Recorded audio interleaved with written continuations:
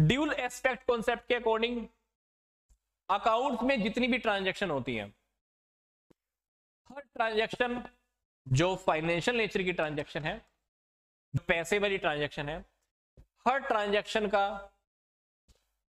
कम से कम 2 अकाउंट्स पे इफेक्ट होता है। कम से कम 2।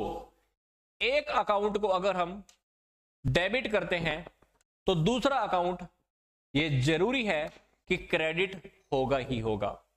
ये है dual aspect concept. Dual aspect concept के अंदर एक सिंपल सी बात है, अकाउंट में जब भी हम कोई ट्रांजैक्शन करेंगे, उस ट्रांजैक्शन को अगर मेरे को बिजनेस में रिकॉर्ड करना है तो उससे से कम 2 अकाउंट इफेक्ट होने वाले हैं। अगर हम डेली रूटीन की लाइफ का एग्जांपल लें, डेली रूटीन की लाइफ के अंदर अगर मान लो आपके पास 100 रुपए हैं, आप 100 रुपए लेके एक दुकानदार के पास जाते हो, तो आपने क्या किया, दुकानदार को 100 रुपए दिए और बदले में 100 रुपए की कोई आइटम लेकर आ गए। तो इस एक लेन देन से आपके ऊपर 2 बातों का प्रभाव हुआ। आपने दुकानदार को 100 रुपए दिए और बदले में प्रोडक्ट आ गया, तो आपके पास से कैश चला गया, माइनस हो गया, और प्रोडक्ट आपके पास क्या हो गया, प्लस हो गया। ये ट्रांजैक्शन तो एक ही थी, ये लेन देन तो एक ही था, पर इस एक लेन देन की वजह से आपके कम से कम 2 अकाउंट इफेक्ट हो गए। एक माइनस हो गया और एक क्या हो गया, प्लस हो गया। अब अकाउंट्स की लैंग्वेज में बात करें, अकाउंट्स की लैंग्वेज के अंदर इसको कैसे समझेंगे।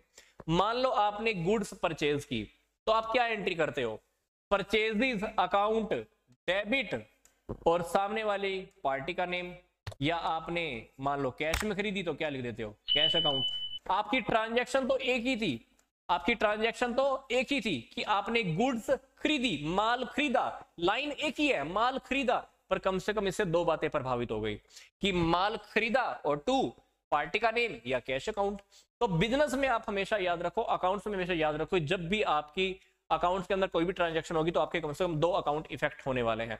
फिलहाल ड्यूल एस्पेक्ट कॉन्सेप्ट के अकॉर्डिंग हमको ये बात भी याद रखनी होती है, assets is equal to liabilities plus capital. अगर आपको लायबिलिटीज फाइंड आउट करनी है तो एसेट्स में से कैपिटल माइनस कर दो, अगर आपको कैपिटल फाइंड आउट करनी है तो एसेट्स में से लायबिलिटीज माइनस कर दो। तो फिलहाल आप ये फर्स्ट ये वाला टॉपिक याद रख लो, बाकी की बातें आपको याद रखने की ज्यादा जरूरत नहीं है, आप उसको मैनिपुलेट या आगे पीछे कर सकते हो। तो ड्यूल एस्पेक्ट कॉन्सेप्ट के according assets is equal to liabilities plus capital.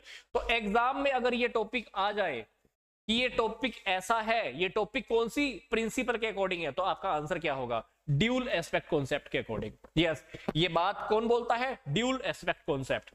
या आपको ये बोल दिया जाए एग्जाम में कि वो कौन सा कॉन्सेप्ट है जो ये कहता है कि अकाउंट में जब भी कोई ट्रांजैक्शन होगी तो कम से कम 2 अकाउंट इफेक्ट होने वाले हैं, तो आपका आंसर होना चाहिए ड्यूल एस्पेक्ट कॉन्सेप्ट। कि ड्यूल एस्पेक्ट कॉन्सेप्ट के अकॉर्डिंग ही अकाउंट्स में जब भी ट्रांजैक्शन होती है उसको जब हम बिजनेस में रिकॉर्ड करते हैं तो कम से कम 2 अकाउंट इफेक्ट होते हैं। और ऐसा भी होता है कि ये स्टेटमेंट हमेशा बिजनेस में बनी रहती है, क्या, एसेट्स हमेशा बनी रहती हैं लायबिलिटीज प्लस कैपिटल के टोटल के अकॉर्डिंग।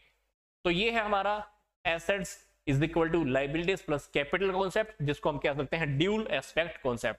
तो पहले जो भी आप स्टडी करते आए हो पीछे से, जरूरी नहीं है कि सीधा का सीधा आपसे एग्जाम में पूछ लिया जाएगा।